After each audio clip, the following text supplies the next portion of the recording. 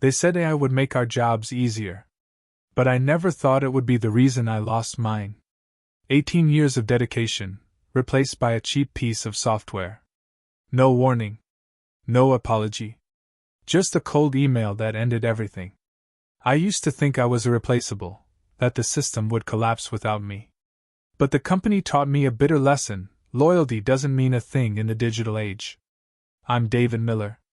And this is the story of how they cast me aside, and the price they paid for it. I was born and raised in Cincinnati, Ohio. But I spent more than half my life working in Austin, Texas, where I started my career as a data analyst at TransLogix, a logistics company expanding nationwide. I joined the company in 2006, back when they had only a small office and a data team of just 3 people. Back then, no one understood data like I did. I was the only one who could handle outdated spreadsheets, write reports directly in SQL, and present findings to the leadership myself. I wasn't there to just earn a paycheck. I came to build a system. And I did exactly that. For nearly 2 decades, I was the person behind all route expansion strategies, warehouse optimization, and risk forecasting. I didn't just do my part.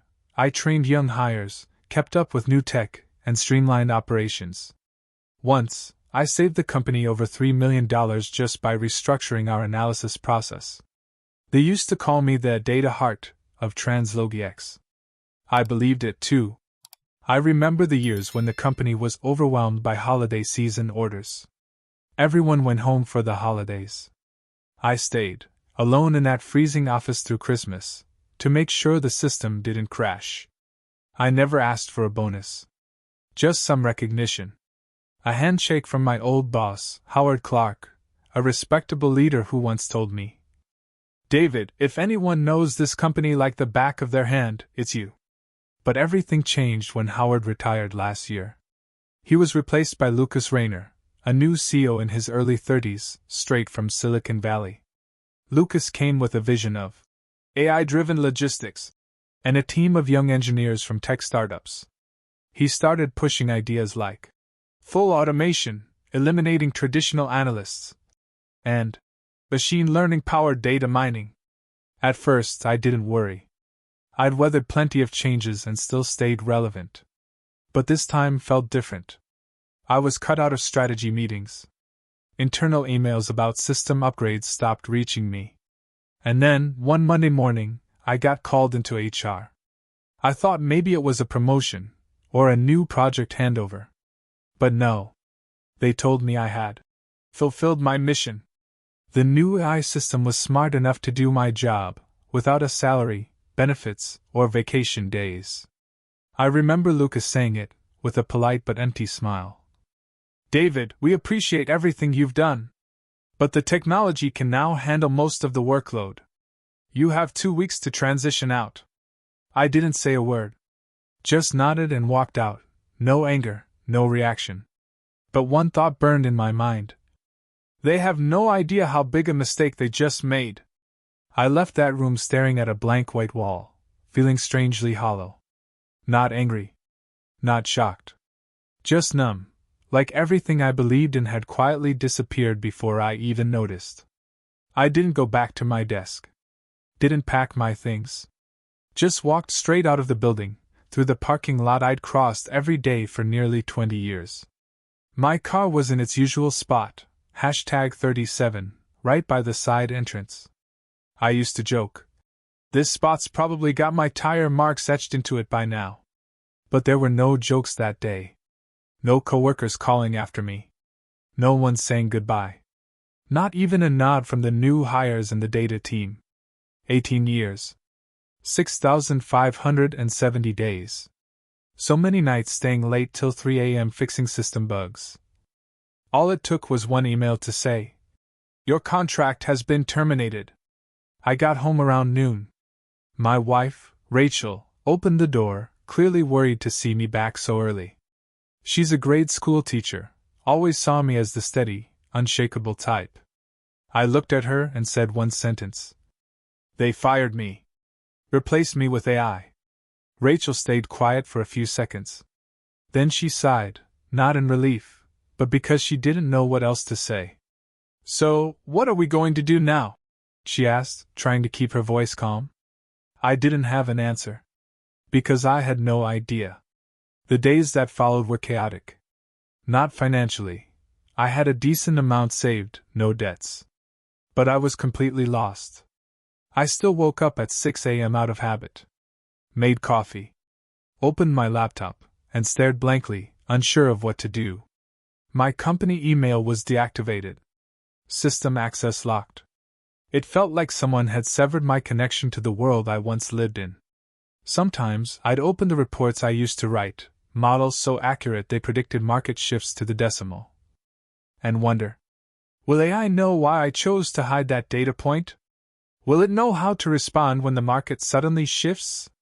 The answer was no. But it seemed like that didn't matter anymore. I signed up for a few online AI seminars, not to prove anything, but because I wanted to understand the thing that replaced me. I wanted to know how it worked. And more importantly, where its limits were. The more I studied, the clearer it became. AI is powerful, sure, but only in stable environments. In chaotic markets, with messy data and ever-changing social contexts. AI can't reason. Can't ask? Why? Can't understand people. 3 weeks after I was fired, I got an email from a stranger. Jonah Myers, CEO of a small transport startup in Oklahoma.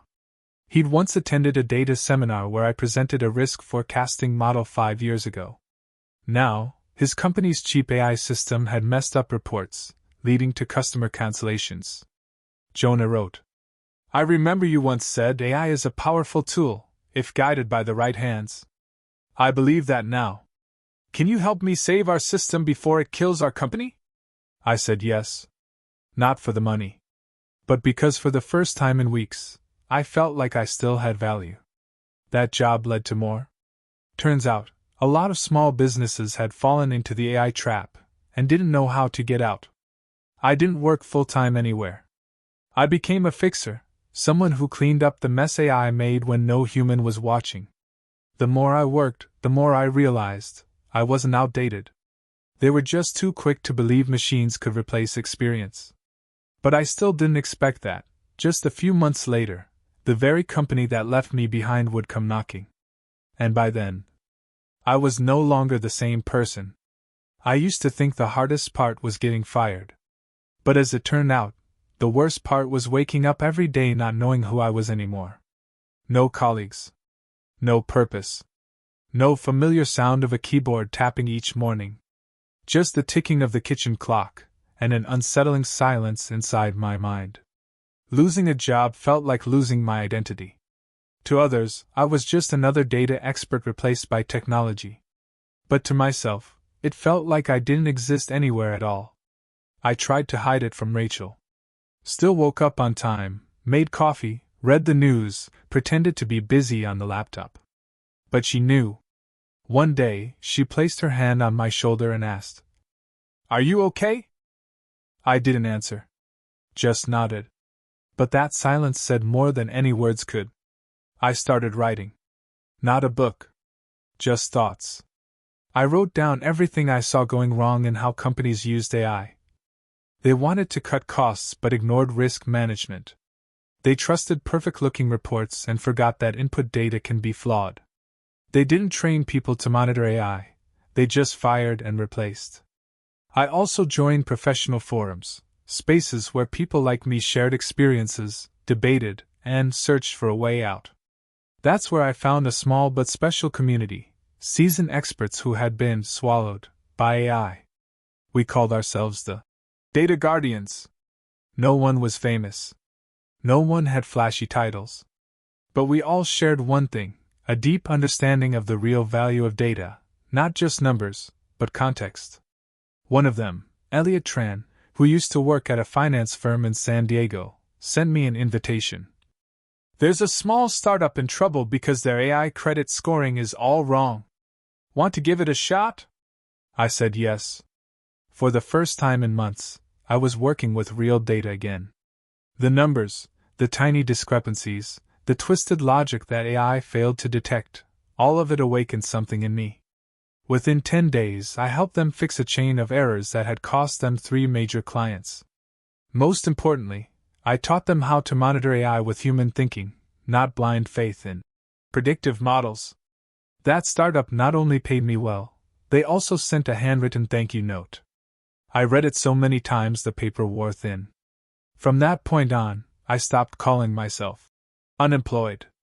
I became an independent consultant, specializing in troubleshooting analytics and building oversight systems for small businesses. No office. No uniform.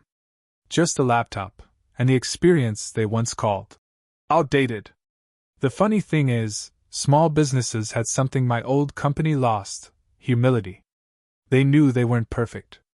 And they were willing to listen. One late afternoon, I was sitting alone in my usual cafe near home, flipping through my notebook, when I suddenly realized I didn't just survive. I had been reborn.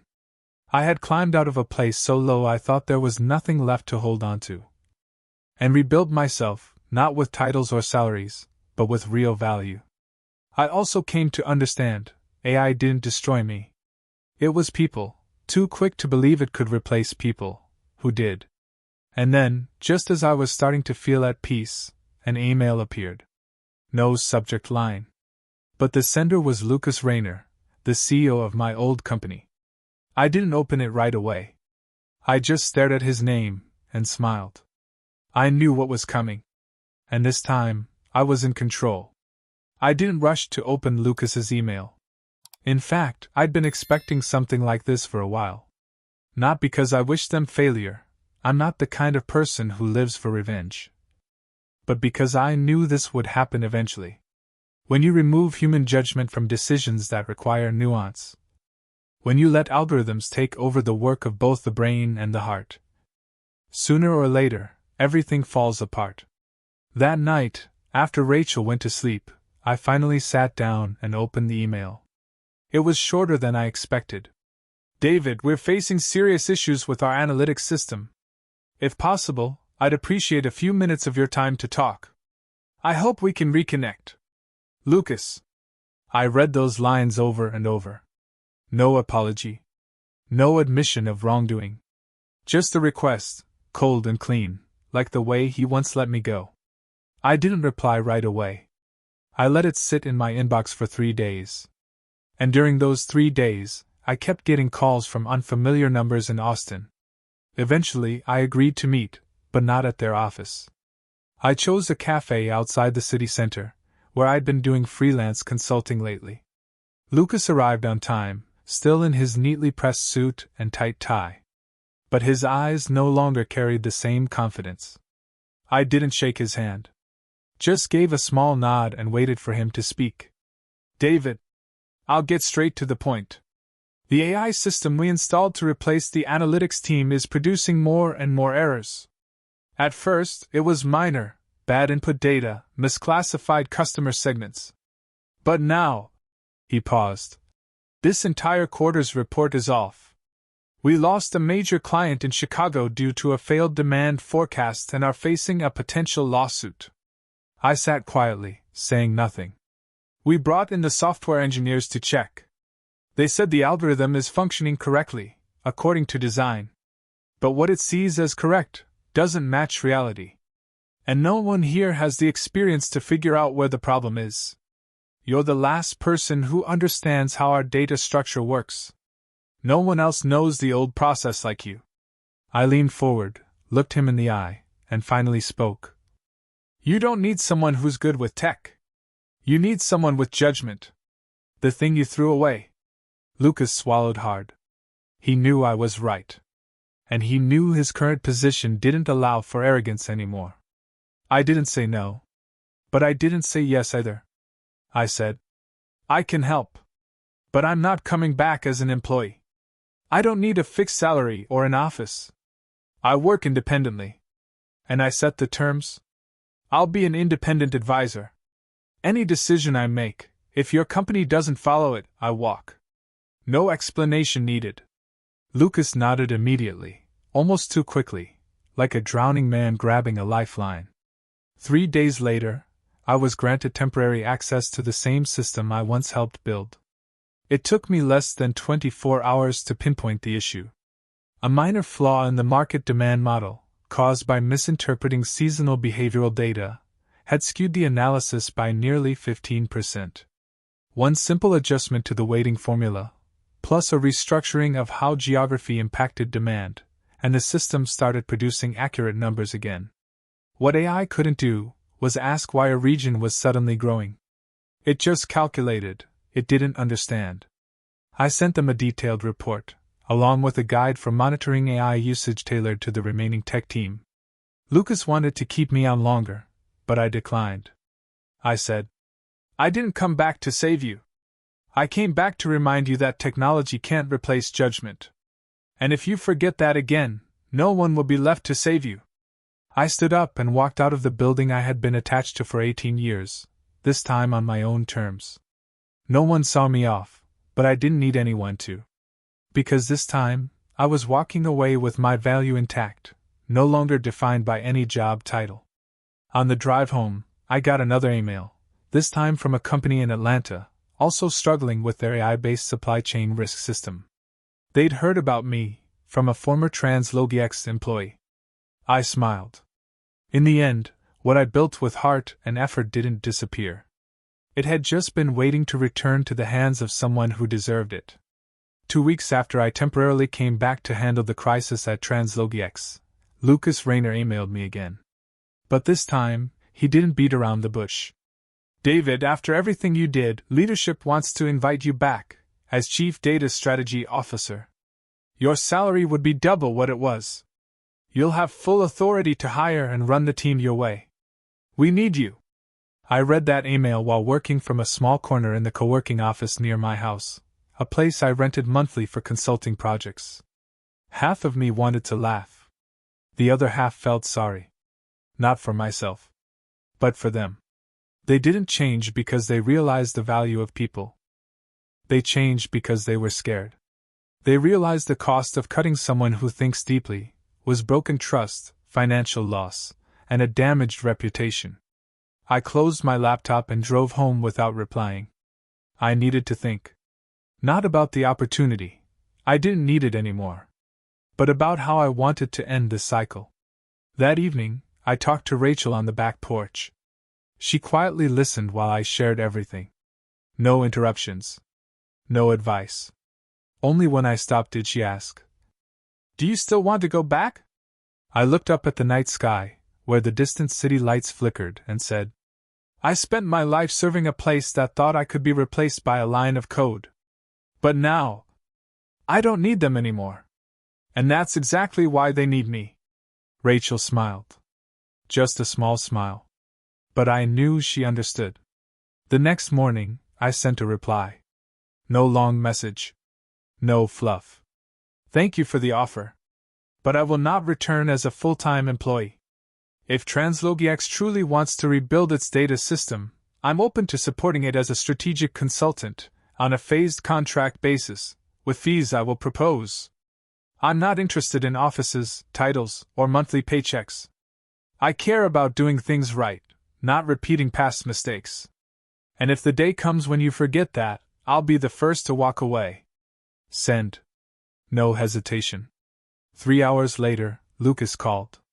His voice was much softer, none of that tech CEO bravado. "I understand.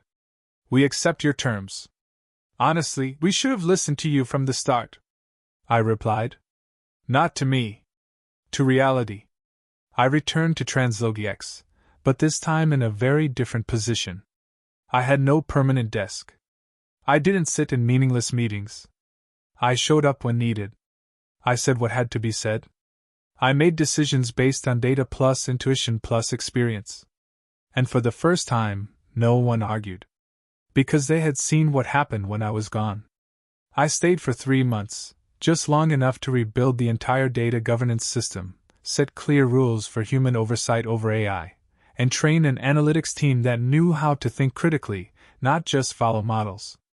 Once everything was in place, I stepped away. Not once looking back. Not out of anger. But because I had given back what they had lost, then moved on with my own path. Since then, my consulting work has flourished. I've been invited to speak at national conferences. Some even call me the AI fixer. It sounds funny, but it's also true. I'm not against technology. I just remind people that tech must be guided by humans who understand life. One autumn afternoon, after leaving a meeting in Denver, I received a message from a former TransLogix employee. David, thank you for coming back and teaching us not just about data, but about being human at work. Now I understand why the system failed when you were gone. I read it, then turned off my screen. That was the only reward I needed. When I left TransLogix the second time, it wasn't because I was forced out, it was my choice. And that made all the difference. No more guilt. No more confusion. Just clarity. I no longer belong to a system where human value always came after cost efficiency. I stepped away from the consulting contract after 3 months, just as I had promised. They asked me to stay longer, offered a long-term deal, even hinted at letting me resume the role of Chief Data Strategy Officer. I declined politely but firmly. I had no desire to repeat a journey I had already walked. I wanted to build a new path, one I could steer myself, on my own terms, without being controlled by people in high places who understood less than they thought. I registered a small consulting firm and named it Sentient Signal. No fancy office, no large staff. Just me and a few trusted colleagues, mostly folks who, like me, had once been replaced by AI. We didn't sell software. We didn't promise full automation. We came to help companies understand one simple truth: AI is a tool, not a decision maker. We taught them how to ask better questions, how to verify reports instead of blindly trusting them, and most importantly, how not to become victims of the very systems they were building. In the first year, I signed consulting contracts with over 12 companies across different states, from insurance firms experimenting with AI risk analysis, to retail chains suffering from overstock due to flawed AI forecasting. I didn't just fix problems, I helped them see the problems for themselves. Word spread. I was invited to speak at industry conferences in Chicago, Boston, and even MIT. Not because I was a victim of AI, but because I was someone who had been cast aside and chose to stand up and lead others forward. But the most important moment didn't happen on any stage.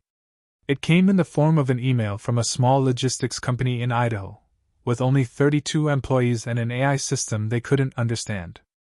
The CEO, a woman in her 50s who used to be a truck driver, wrote, "We don't need a great coder. We need someone who understands people and understands data. I heard you're not here to sell tech, but to help people take control of it." I flew there. Not because they paid well, they didn't have a big budget.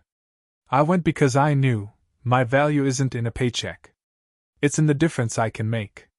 One night, while sitting beside Rachel, she asked, "Do you ever regret not going back to the old road?" I looked at her and replied, "No. Because that road ended where they thought I had no value left. But this one, I'm building it step by step, and every step means something. I don't go to work every day anymore. I choose where I go, who I help, and what values I pursue. I have less than I did at TransLogix. No private office, no team under my command, no awards on the wall. But I have more than I ever imagined: control, respect from clients, and freedom. I was once replaced by a line of code. But that moment made me the clearest version of myself. Not a data expert. Not a loyal ex-employee. But someone who chose to rise when the world said I was done. 2 years after I left TransLogix for good, the company, once hailed as a tech transformation leader in logistics, was back in the headlines. But this time, not in a good way. They had just lost their 2 biggest clients, one being a nationwide retail chain that had brought in 40% of their annual revenue. Why? Because their AI system miscalculated peak season logistics, causing thousands of delayed shipments, warehouse gridlocks, and millions in losses. I wasn't surprised. I knew they never fixed the root issues. They just patched over them, adding software on top of mistakes instead of asking why the data went wrong. And most of all, they still didn't trust people.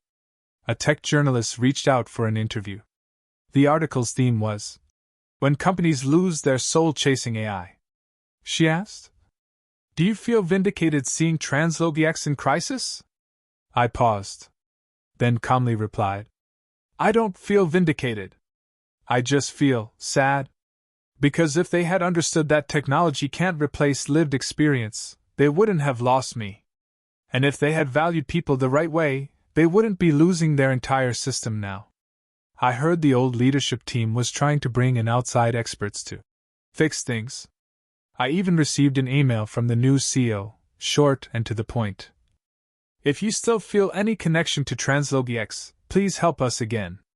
We need someone who understands the old systems, and the kind of critical thinking that AI can't replicate." I didn't reply. Not out of bitterness, but because I no longer belong there. I'm living a life that's not flashy, but filled with freedom and meaning. Sentient Signal continues to grow steadily.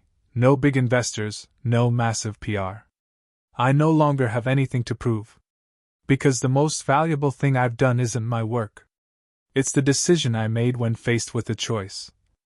Go back to the place that left me behind, or move forward and build something truly lasting. I chose to move forward. And that choice made all the difference. What do you think about this story? Feel free to share your thoughts below. I'd love to hear from you. And don't forget to follow the channel for more powerful and emotional stories about life, family, and unforgettable choices.